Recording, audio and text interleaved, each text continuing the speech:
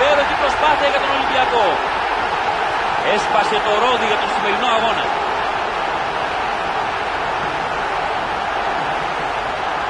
Για πες μας, Γιώργο, τι έχεις να πεις για αυτό το γκολ? Αυτός είναι ο ορισμός της τέλειας πάσας. Τα υπόλοιπα είναι τυφλοσούρτης για έναν επαγγελματία παίκτη.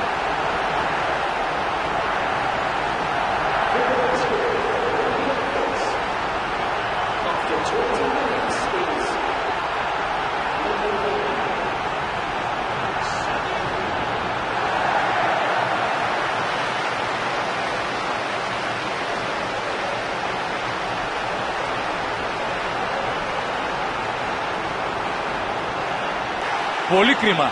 Συμβαίνει μερικές φορές δυστυχώς, αλλά κανείς δεν θέλει να δέχεται γκολ σαν αυτό.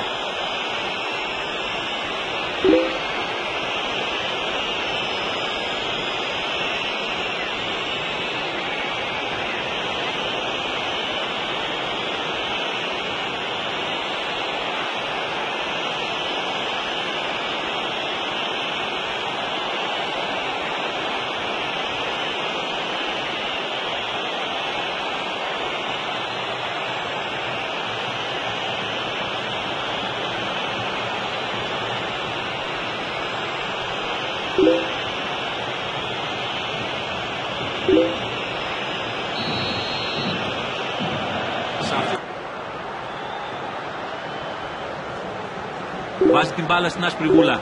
Κάνει ένα βήμα πίσω. Σταματά. Φαίνεται ήρεμος, αλλά σίγουρα η καρδιά του χτυπάει σαν τρελή.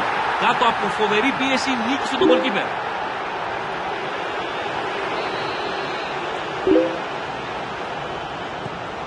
Έκανε το 1-1. Το έβαλε. Είμαστε στο 1-1 και αυτό μπορεί να διώξει λίγο το άγχος τώρα. Καταπληκτική απόκριση από τον γκολκίπερ. Μάθημα αυτοσυγκέντρωσης. Ο τερματοφύλακας είδε την κατεύθυνση της μπάλας και έπεσε καταπληκτικά. Κατέληξε το δοκάρι προς μεγάλη ανακούφιση του τερματοφύλακα.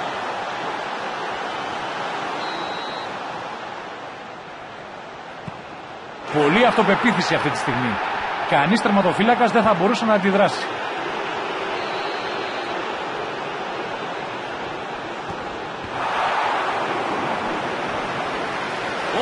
Τρομερή απόκριση. Ο τερματοφύλακας δεν πήρε το βλέμμα του από την μπάλα και δεν ξεγελάστηκε από την προσποίηση του αντιπάλου. Έδειχνε σίγουρος. Είχε τον τρόπο να τη βάλει στα δίχτυα. Τοποθετεί την μπάλα με ευλάβεια. Όλοι κρατούν την ανάσα τους. Αυτή λέγεται πίεση. Η τύχη ενός ολόκληρου συλλόγου κρέμεται από τα πόδια του. Αν δεν σκοράρει, τότε όλα τελειώνουν εδώ. Το σουτ έκρινε το παιχνίδι. Καμία πλευρά δεν υποχώρησε κατά την κανονική διάρκεια. Έπρεπε να καθοριστεί νικητής στα πέναλτι, όσο άδικο κι αν είναι. Τι τρόπος για να τελειώσει ένας μεγάλος και δύσκολος αγώνας. Αυτοί οι παίκτες πρέπει να είναι πολύ υπερήφανοι για την προσπάθειά τους